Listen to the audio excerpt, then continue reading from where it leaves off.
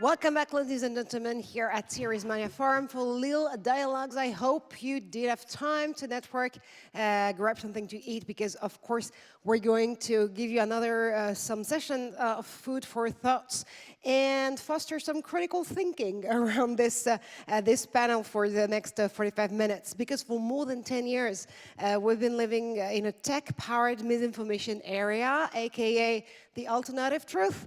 And now the generative AI tools have been unleashed, of course. A new form of massive disinformation has loomed, deep-faking the reality.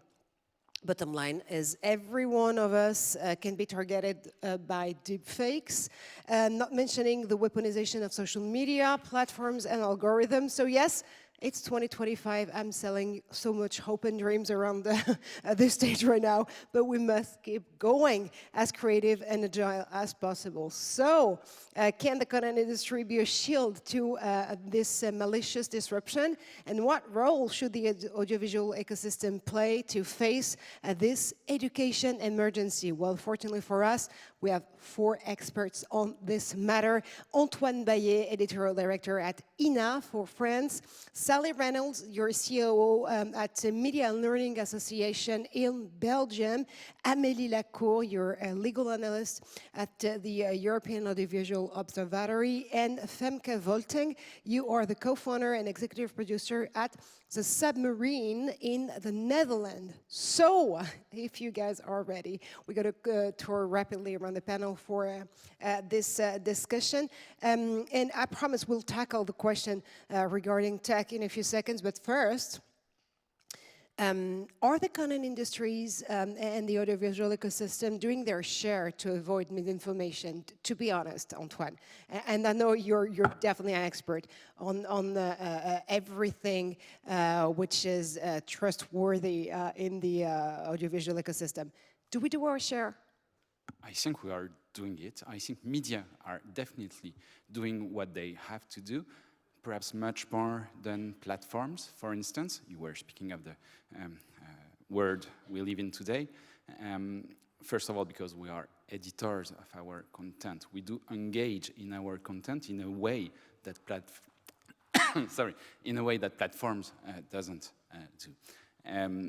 If I want to answer much clearly your question, I would say that we are doing our shares, especially as a public media. L'INA is part of the public media in France. We do have strong engagement. We do work closely, for instance, with teachers. I think we will speak of that later on. So as to raise critical thinking, I definitely think that media have to be engaged, and as public media we have to. Can we do more? Yes, I think so as well. It does not only depend of the media, it depends of regulation, it depends of relationship with ministries, it depends of so many factors, it depends of also of the relationship with the platforms. Well, we are doing our share, we can do more, we are willing to do more. Sally, you have for yourself quite an observatory here in terms of media and education, because it's definitely the motto of your association out there. I mean, you've been benchmarking what platforms and legacy media are doing to this regard. Are we doing better than platforms as legacy media? I'm not sure who's measuring or who's counting, okay. But certainly, I mean, we've seen traditionally, certainly public service broadcasters, the EBU has got a working group around media literacy, for example, and we've seen lots of work, and I think, as Antoine has already, that has happened. Platforms too have been doing things, Google have been doing things. So there has been certainly effort, there's no question about that. I consider AI literacy in there and that general bucket around digital and media literacy. I think it's all part of the same thing. And we have seen quite a lot happening, but it's not enough. It's definitely not enough. I mean, I think we're going to talk during this panel a little bit about that, but it's a drop in the ocean of what we need. We are facing a really serious issue here in terms of literacy, being able to understand the messages that are coming to us, issues around trust. This isn't something that can be fixed by a little agency here or the NGOs that I work with, which are generally very small and underserviced and underfunded, doing their best. But we're talking about a big crisis these days in terms of trust, and I think it takes a lot. So we all have to raise the bar for some reason. Amélie, from a legal perspective,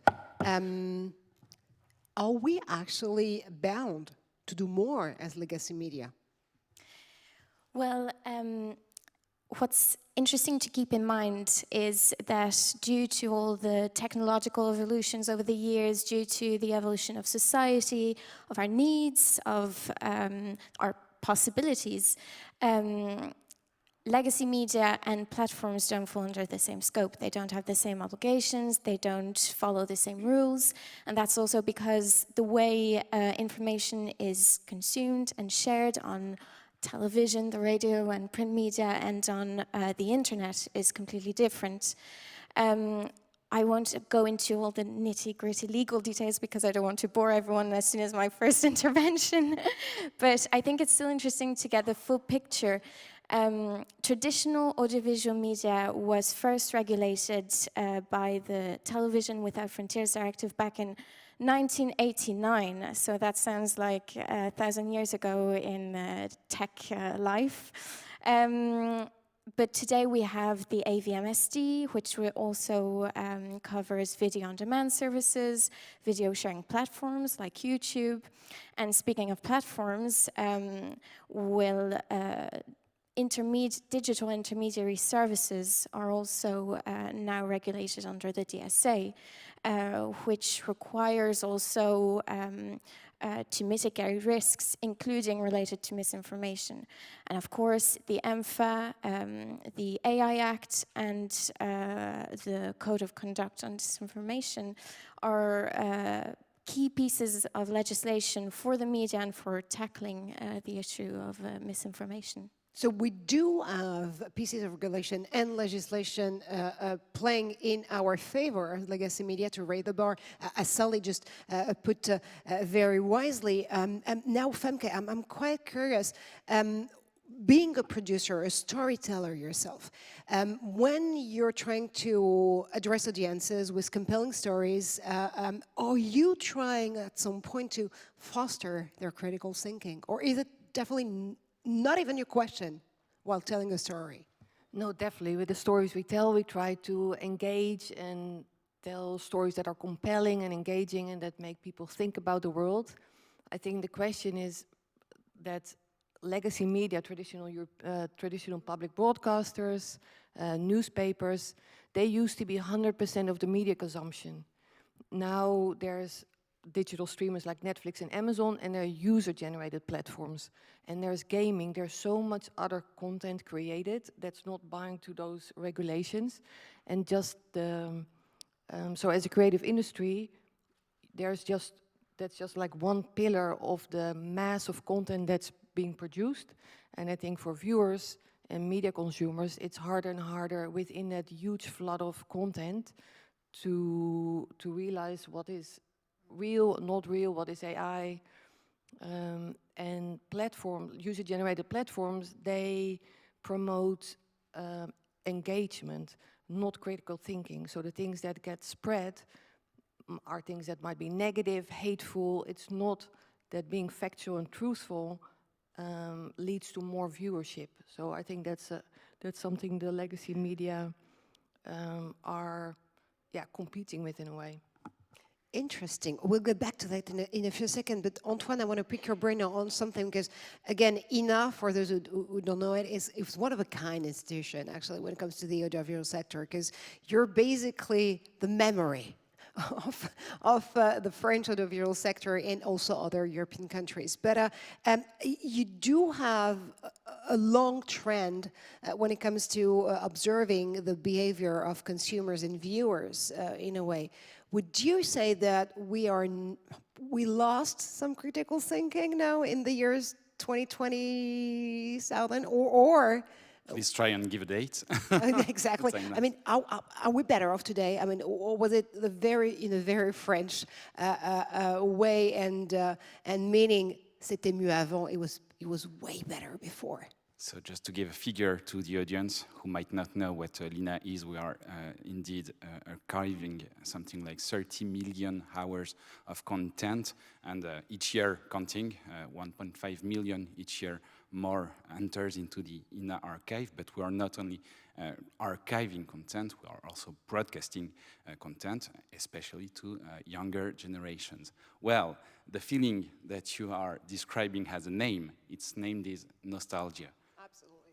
And I have to confess something. Inside the editorial teams at Lina, we hate nostalgia. Okay, okay. Well, I mean, drop the mic. Okay. We are very afraid of nostalgia, actually, because nostalgia means the past, only seeing the past as being something that will never be achieved anymore. And to answer very directly to your question, I can be able to pick many content out of Lina archives that would be totally crap, that would be totally nonsense, that would not raise critical thinking at all. If we focus on the idea of having a long view of what has been changing, I would follow up on what has just been said, being the fact that if we focus, for instance, on information, it has never been this hard for audiences to get to right information, or actually to get to facts. I'm not here to say what is right information, what is wrong information. I mean, pure facts, in a way, just careful. pure facts. Yes, to go to facts. And this is due to something very, that we see every day. Information, content, media are becoming a battlefield, a real battlefield, not necessarily a figurative one.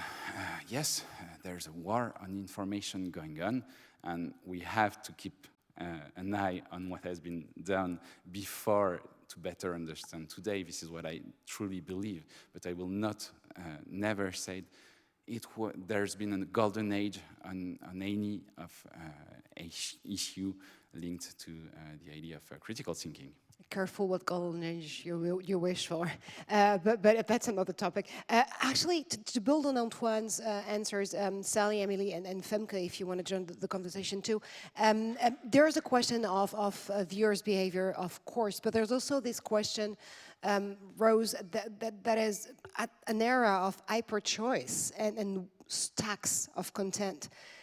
How can we even try to not have a critical thinking, but try to distinguish what is trustworthy and what's not in terms of content? Because I mean, we're just, you know, like under massive waves of content, and just defining if it's an information because it's a fact is definitely one thing.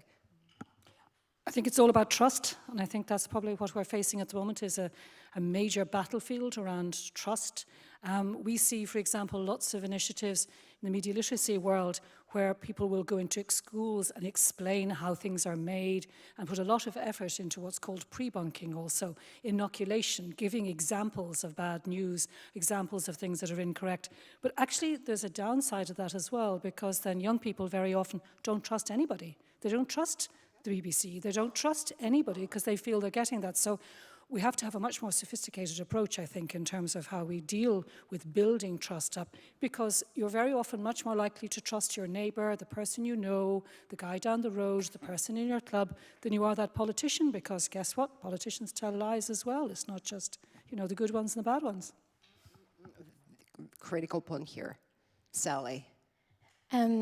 Trust is everything, and the thing is, it's made harder and harder, and it's not about seeing is believing anymore. Misinformation is exacerbated because of AI, because of deepfakes, and because they have been democratized. Anyone now can use AI. And the thing is, even legitimate sources, as you said, and official media sources can be undermined. So the difficulty is understanding and being able to assess when AI has been used, what is true, what is false, but that requires a lot of education and critical thinking, and thinking is made complicated today. It's not for lazy people. I mean, it's difficult. Well, I mean, again, I mean, we're living at a time when, and being part of myself of a media in the sector of, or the information sector, we're also living at an age where even trying to make the proof that a fact is just a simple fact, and that's called an information, is a proof of consent at some point. And so that the battle we're engaging here. So the problem is sometimes we'll have to go to war against our own viewers. And that's difficult. So that's why I'm wondering if the entertainment part of the business or of the audiovisual sector does it better than the information part of it. That the creative industry does it better than the information part of the creative industries. Well, I think it's hard when, like, foreign governments, like Elon Musk uses Twitter to, like, it's very hard for audience at some point. It's like you say, media's been fragmented more and more and more. It means that anybody can start a YouTube channel or a Twitter feed and connect to people directly, and that is very appealing to have this one-to-one connection. It's can be very powerful. And so yes, I think creative industries can do better, but they are bound to standards and laws and things like that, which the platforms and user-generated channels don't have. So I think we need all of this, like, because we're in a seismic shift, basically. And if we want democracies to survive, we need critical thinking, media literacy, we need regulation, and all of that. Mm-hmm. So I'm coming back to Sally's point. I think you were so right. And I just felt like being a boomer at some point, because I'm like, okay, maybe our GPS is blurred here. Maybe the way we want to, you know, like, engage into discussion about misinformation with viewers is wrong, just because we're not putting ourselves into their shoes and just thinking the other way. Like, we are living at an age of misinformation. That's it. So now we have to make I mean, this is a different way of viewing the matter here. So it's not about media literacy or what's true and what's not. It's, okay, given the fact that everything is potentially not trustworthy, how do we sum up the equation? I mean, just in terms, I think, of what the creative industries can do, I think, like probably many people in the room, I've just watched Adolescence, the series, which is absolutely superb, in my view, insofar as it is really good at raising the issues. Not simple answers, not allocating blame, being very careful. And that's where I think series, creative industries, this is how I think you can actually play a really, really strong role here, because you have the audiences. Telling the messages, getting the stories right is really half the battle. So if that kind of initiative can be supported, I'm not saying through government, you know, agencies or whatever, but looking at the kind of creative work that you do within this industry, I think it can have a powerful impact. So, Femke, yeah, please jump in. Yeah, I think storytelling is a hugely powerful tool to address big themes and make them connect on a human level. So indeed, like a series like Adolescence is a great example of bringing a nuanced story and making it human. And yeah, so I think that's, yeah.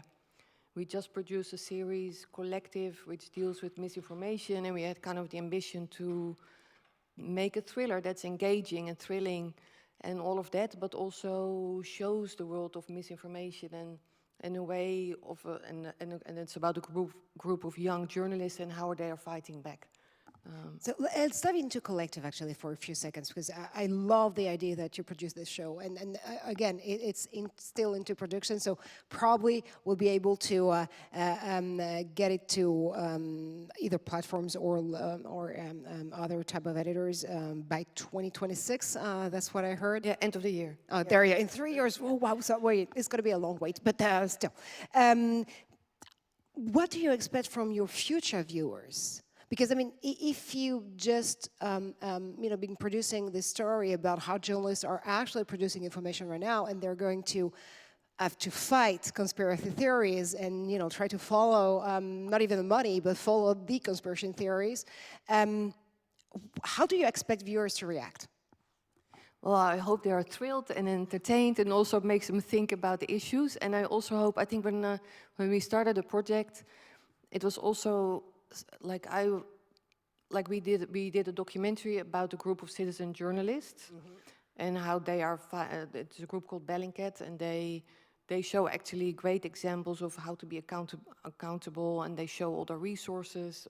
So they were a great example. And when we thought about doing a series about a group like that, we thought it's also something to give hope to young people or interviewers in general, because you can feel so overwhelmed by that this world is so complex and the speed of misinformation is so large. Like, what can you do? And in this group, like in the series, we also show people who do make a difference, and it's something everybody can do at home, like researching and investigating, and so that I hope that inspires people. Meaning that we as viewers are actually the very first ambassadors in a way of what can be trustworthy or not in terms of information, and we can spread this information very genuinely in a way, like not even knowing this is this information and just spreading it around.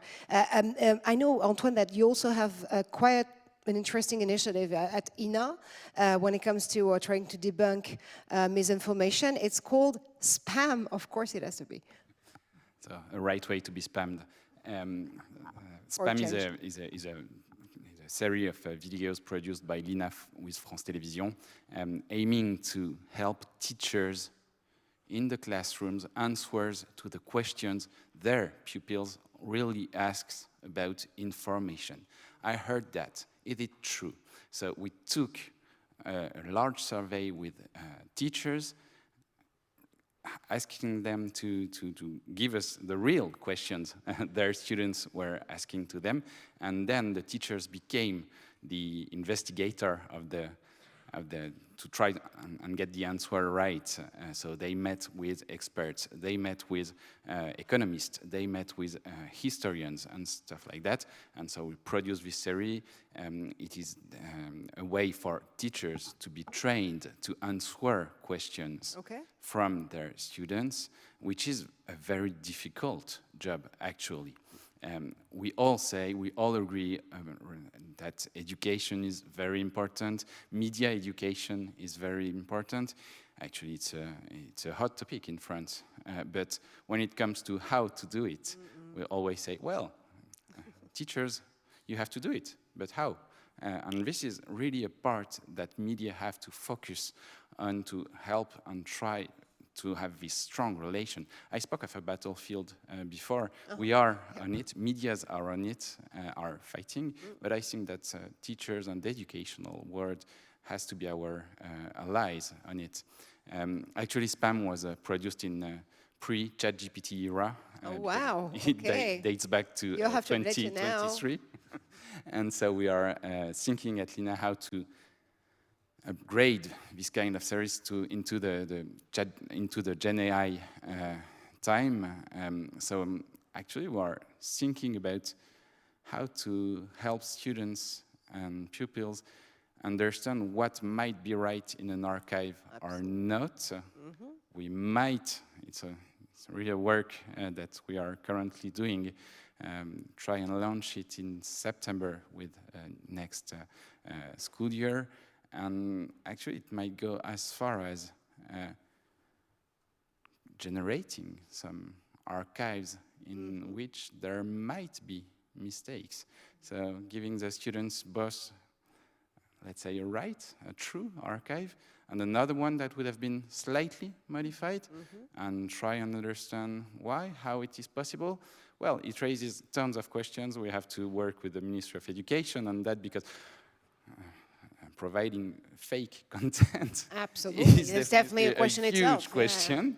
But I think that if we do it carefully, it will definitely be a way to help another generation, a younger generation, to understand what might be done with Gen AI or not. So.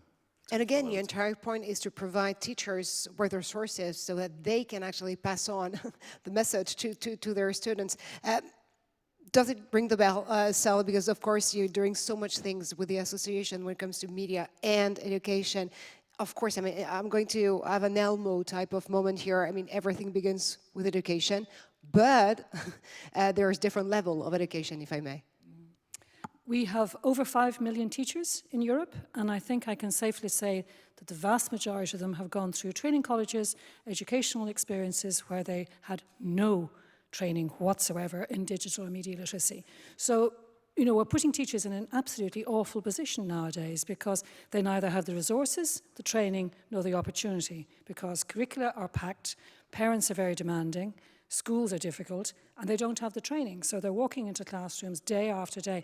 There's lots of terrific initiatives like Ina. Also here in France, you have Clémy, which is, I think, one of the only national initiatives across Europe that's actually dedicated to media literacy in classrooms. So you do have good initiatives and there are good experiences, but it's just, I find that extraordinary that a teacher can be coming out of a teacher training college nowadays at 21 or 22 years of age, walking into a classroom with no knowledge, with no experience in how to deal with these things. And we do have, the European Commission has published a terrific set of guidelines not so long ago for teachers, which will be revised again over the summer. These things are happening, but they're slow, and I don't think they're recognising the situation that we're faced with and the teachers are faced with every day when they walk into a classroom. They half the time, they don't even know the platforms that their pupils are on, and they don't dare ask because they don't know what they are either. Yeah. So they're caught very much in that kind of position of being not in power, not in control. Which actually gets us back to the question, when you're not a user of the technologies, you can't understand them truly. Yeah. So you have to embrace the technology, use it, to try to get some power over it? Yeah, at least have the vocabulary. From a legal point of view, again, I mean, I just don't want to, you know, like corner you in this legal analyst type of role, but still, I mean, you have the knowledge here. So, are there any legal requirements for teachers or educational ecosystems to actually provide students with this level of critical thinking? Well, critical thinking as such is very vast. Now, if you speak of, for example, the recent AI Act requires a certain level of AI literacy. So there are measures in place. Now, what's very important is all the initiatives that are going to be put forward and developed to give life to those rules, because rules on paper, it's nice, but it's not much. So you have to give life to them. Which is going to take a while, from what I understand here in your answer, actually. Diving into the pieces of regulation and legislation, actually, can regulation be a shield when it comes to misinformation? Is it one of the many tools in our toolbox to fight disinformation? Or we just can't only rely on regulation on that one? Oh, for this kind of areas and challenges, we have to rely on much more than just regulation. It's not only about laws and obligations, it's about cooperation with tech companies, it's about media literacy initiatives, yeah, it's about understanding, and the people, the education of educators is so important. Though it's just much broader than that, and the industry as well has such a big role to play, because it has a huge potential in including those topics into their work. They can raise awareness. So there's much more to do, and we can always do more. Yeah. Sally or Antoine, Sure. do you want to be designated victims? Nope. No, just to say that I think it is a combination. I think regulation has a huge role to play. And I think we're all faced in a really scary situation at the moment. We've seen the code of practice on disinformation turning into the code of conduct. We see the signatories all dropping off.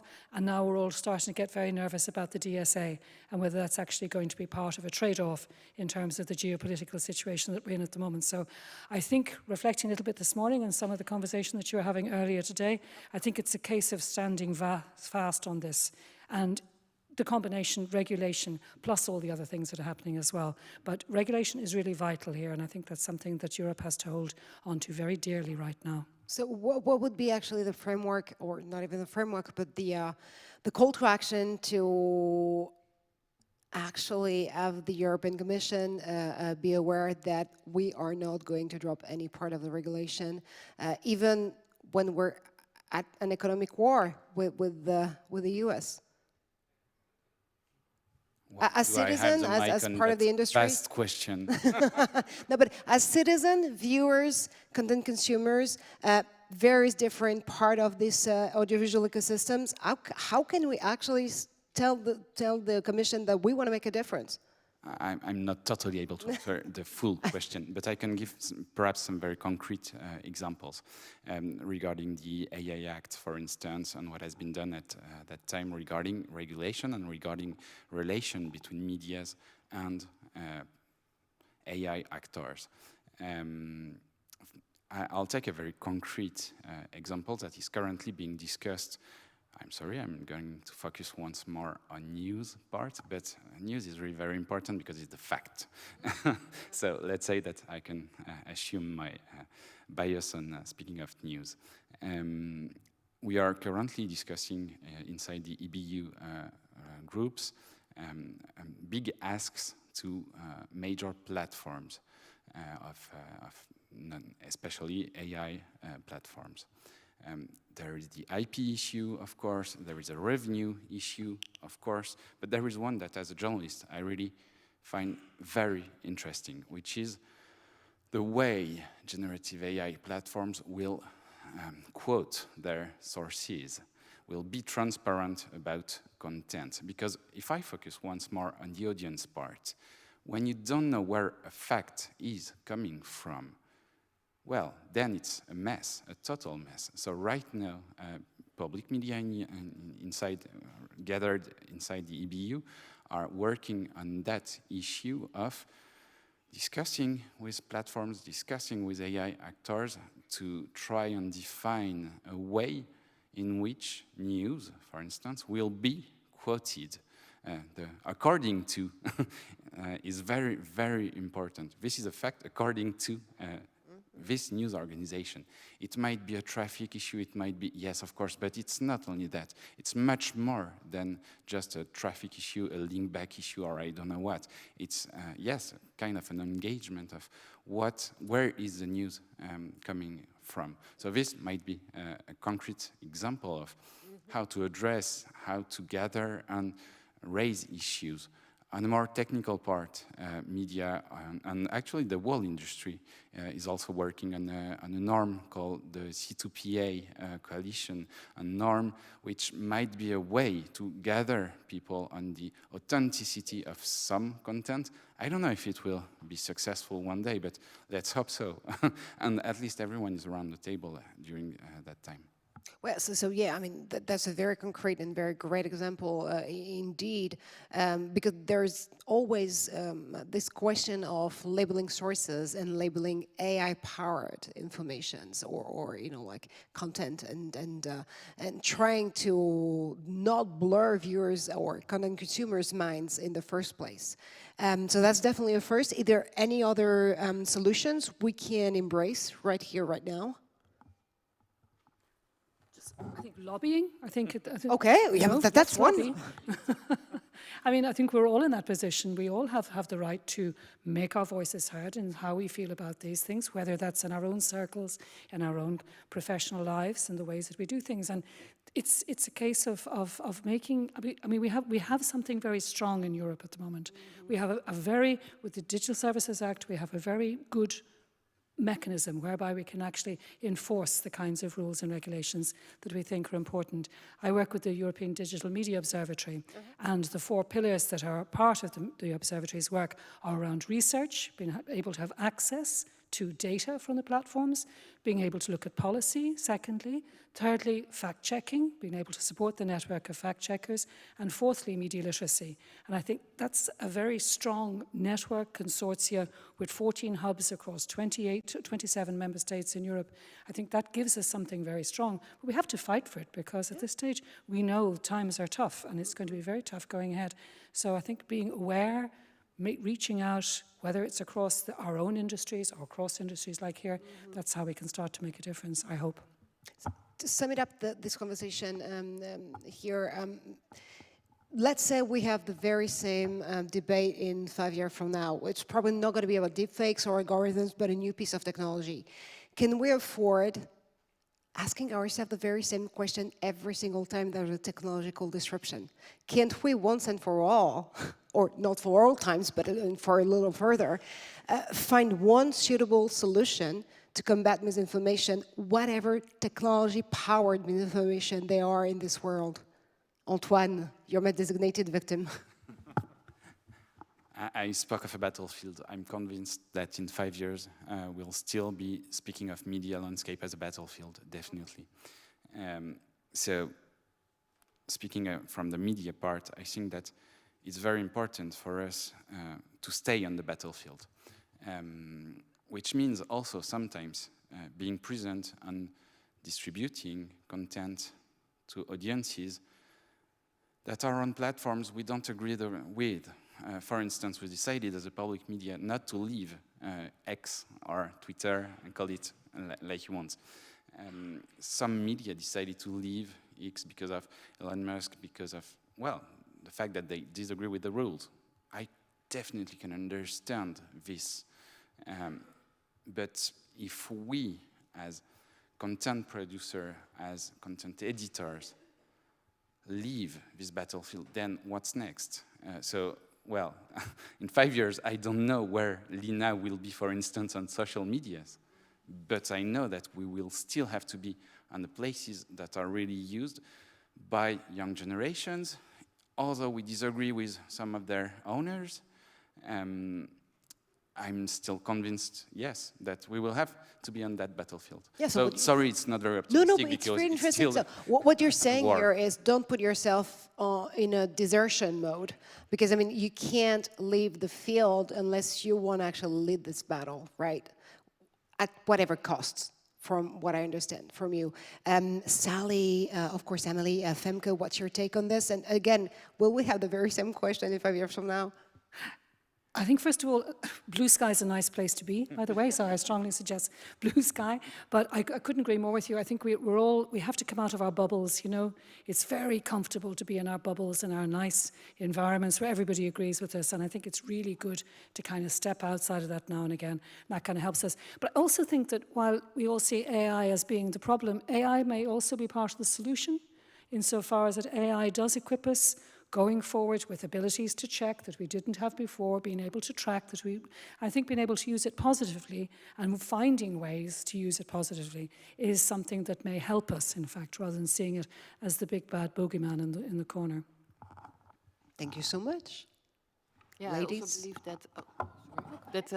that as storytellers and legacy media, we need to provide an alternative and indeed not lock up in certain bubbles and try to make content for audience we maybe are disregarded and for younger generations, and reach them at places where younger generations like to consume their media. And as filmmakers, as storytellers, also work with AI. Don't be afraid of it, experiment with it. I don't think filmmakers are going to be replaced by AI. I think filmmakers that will be able to use AI to their advantage, to use it as a research tool, to use it to visualize, to do like investigate. I think that's super important. So I tell everybody at our team, like, try it out. I think in the end, AI will do a lot of the boring things in filmmaking.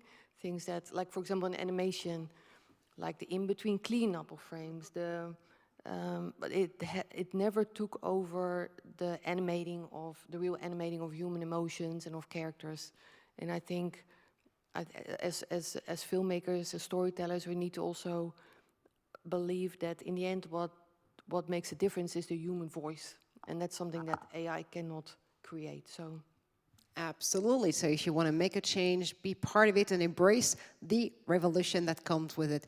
Amélie, final word with you. Well, again, dealing with this through legislation is complicated and kind of a vicious circle, because it's always, if you legislate too early, then you might miss out on important issues, challenges that will arise later on. And if you wait, well, then all the harm is done. So it's an in-between. You have to find a good balance. But I guess the important thing here is to try and have as much of a future-proof and tech-proof legislation as we can. Yeah. Wow, okay. Well, that's a lot of food for thought, as promised. Thank you so much, Antoine, Sally, Amélie, and Femke, for your perspective. I guess they deserve some applause for that.